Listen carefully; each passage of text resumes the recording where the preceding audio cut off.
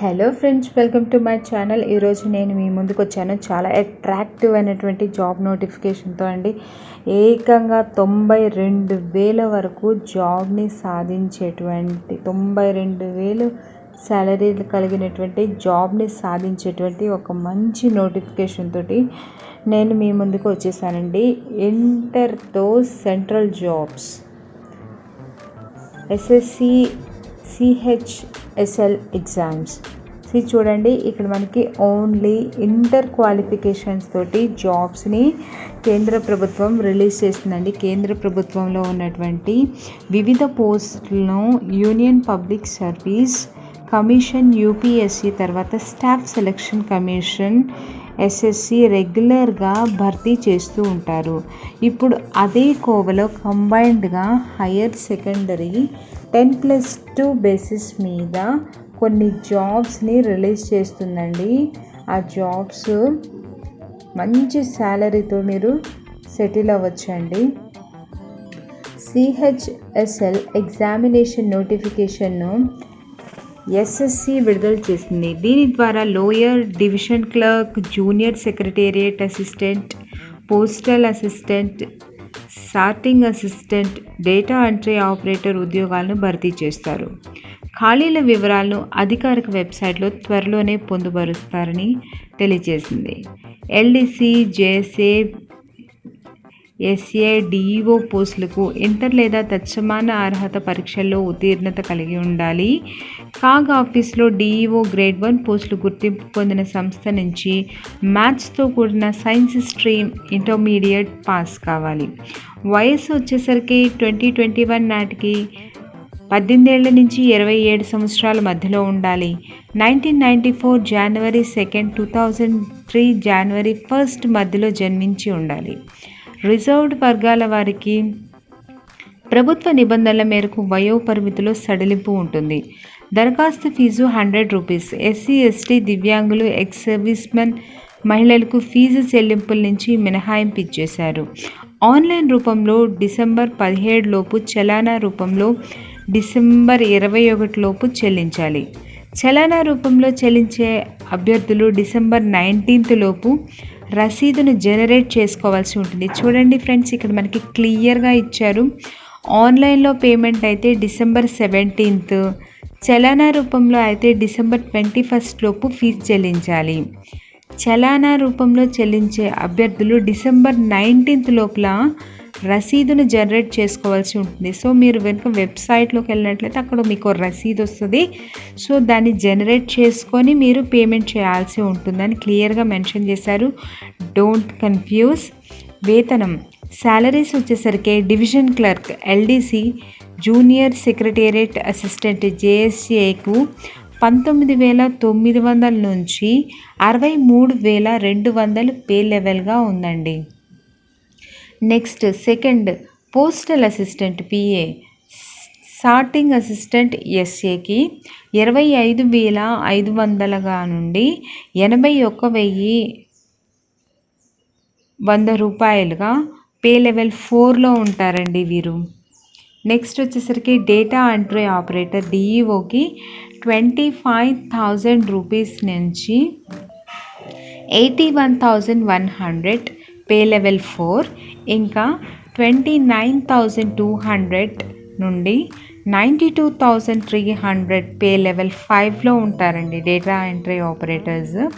Next data entry operator grade A 25,500 నుంచి 81,100 pay level 4లో ఉండగా, so చూసారు కదండి, పే స్కేల్ చూడండి చాలా హైలో ఉంది. ఇలాంటి సిచ్యువేషన్లో ఇలాంటి మంచి నోటిఫికేషన్ నేను ఇదే చూస్తున్నానండి. It's a very good notification. మీరు కనుక ఫస్ట్ టైం కనుక నా ఛానల్ చూసినట్లయితే ప్లీజ్ లైక్ చేయండి, షేర్ చేయండి, సబ్స్క్రైబ్ చేయండి. ఇంకా ఈ మెసేజ్ని మీ ఫ్రెండ్స్ కూడా ఫార్వర్డ్ చేయండి. ఎప్పటి నుంచో మంచి జాబ్స్ కోసం ఎదురు చూస్తున్నటువంటి వారు, ఇంకా సెంట్రల్ జాబ్ కొట్టాలి అనుకునేటువంటి వారికి ఇది చాలా చాలా మంచి అవకాశం అండి. Next coming up to this పరీక్షా విధానం. 3 దశల్లో ఉంటుంది. వరుసగా tier 1 computer based test, tier 2 రాత పరీక్ష, టైర్ 3 స్కిల్ టెస్ట్, ఇంకా టైపింగ్ టెస్ట్. చూసారు కదండి, మనకి 3 టైర్స్లో ఎగ్జామినేషన్ని డివైడ్ చేశారు. ఫస్ట్ టైర్లో కంప్యూటర్ బేస్డ్ టెస్ట్ ఉంటుంది. నెక్స్ట్ టైర్ 2 రాత పరీక్ష ఉంటుంది. Tier 3 skill test and typing test ఉంటుంది. చూసారు కదా, ఇక్కడ టైర్ 1లో 200 మార్కులకు ప్రశ్నాపత్రం ఉంటుంది. పరీక్షా కాల వ్యవధి 60 నిమిషాలు. English language, general intelligence, quantitative aptitude, general awareness నుంచి ప్రశ్నలు అడుగుతారు. ప్రశ్నలన్నీ మల్టిపుల్ చాయిస్ విధానంలో ఉంటాయి. ప్రతి విభాగం నుంచి 25 ప్రశ్నలు, ఒక్కొక్కటి 2 మార్కులు, అంటే 50 మార్కులకు ఉంటాయి. చూడండి, ఇక్కడ మనకి కంప్లీట్గా 200 మార్క్స్కి క్వశ్చన్ పేపర్ ఉంటుందంట. టైం వచ్చేసరికి 60 మినిట్స్. ఇందులో మనకి ఏమేమి సబ్జెక్ట్స్ ఉంటాయంటే English language, general intelligence, quantitative aptitudes, general awareness నుంచి క్వశ్చన్స్ అడుగుతారండి. ఇవన్నీ మల్టిపుల్ చాయిస్లో ఉంటాయి. ప్రతి విభాగం నుంచి 25 ప్రశ్నలు ఉంటాయి. ఒక్కోటి 2 మార్కులు, అంటే 50 మార్కులు ఉంటుంది. ఇంకా ఏంటంటే లాంగ్వేజ్ మినహా మిగిలిన విభాగాల్లో ప్రశ్నలు ఇంగ్లీష్ మరియు హిందీ భాషల్లో ఇస్తారు. నెగిటివ్ మార్కింగ్ ఉంటుంది. తప్పనిసరిగా తప్పుగా గుర్తించిన ప్రతి సమాధానానికి 0.5 మార్క్స్ కట్ చేస్తారు. So be careful. ఏది పడితే అది తెలియని వాటన్నిటికీ ఆన్సరింగ్ ఇవ్వద్దండి. నెక్స్ట్ టైర్ 2 డిస్క్రిప్టివ్ తరహాలో ఉంటుంది. 100 మార్క్స్కు ఉండేటువంటి ఈ పరీక్ష పెన్ అండ్ పేపర్ మోడ్లో జరుగుతుంది. కాల వ్యవధి 60 నిమిషాలు, అంటే 1 hour. Essay letter, application process, ఇంకా రైటింగ్ తదితర నుంచి ప్రశ్నలు ఉంటాయి. జవాబులను ఇంగ్లీష్లో రాసుకోవచ్చు. టైర్ 3 ఇది స్కిల్ టెస్ట్ అండి, టైపింగ్ టెస్ట్కి సంబంధించి ఉంటుంది. షార్ట్ లిస్ట్ చేసినటువంటి అభ్యర్థులకు దీన్ని నిర్వహిస్తారు. ఇది అర్హత పరీక్ష మాత్రమే.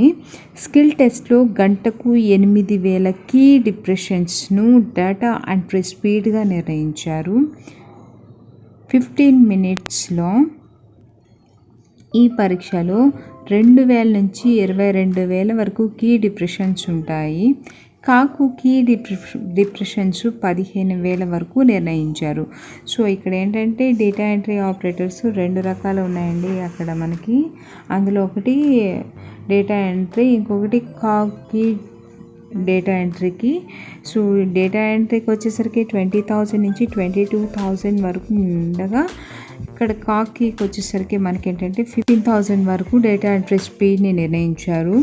మిగిలిన పోస్టులకు టైపింగ్ టెస్ట్ ఉంటుంది. ఇంగ్లీష్లో అయితే నిమిషానికి 30 పదాల వేగం ఉండాలి.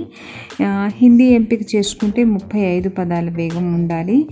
ఈ టెస్ట్ 10 మినిట్స్కు ఉంటుంది. నెక్స్ట్ వచ్చేసరికి ఎంపిక విధానం.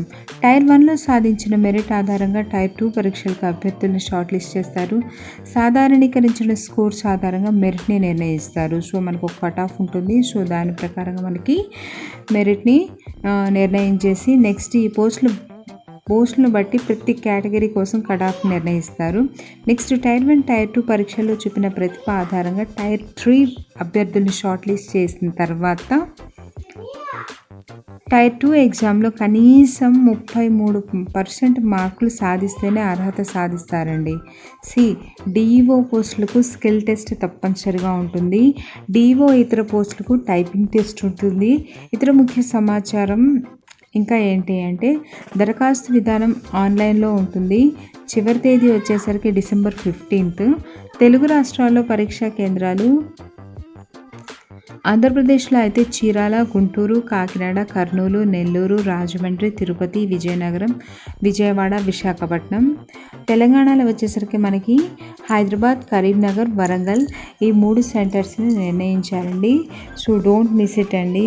ఒక మంచి శాలరీ తోటి కేంద్ర ప్రభుత్వంలో కనుక జాబ్ కొట్టాలి అని ఎదురు చూసేటువంటి యువతకి ఇది చాలా చాలా చాలా మంచి అవకాశం అండి. So don't miss it. బాగా ప్రిపేర్ అవ్వండి. Be prepare and do the best. All the best.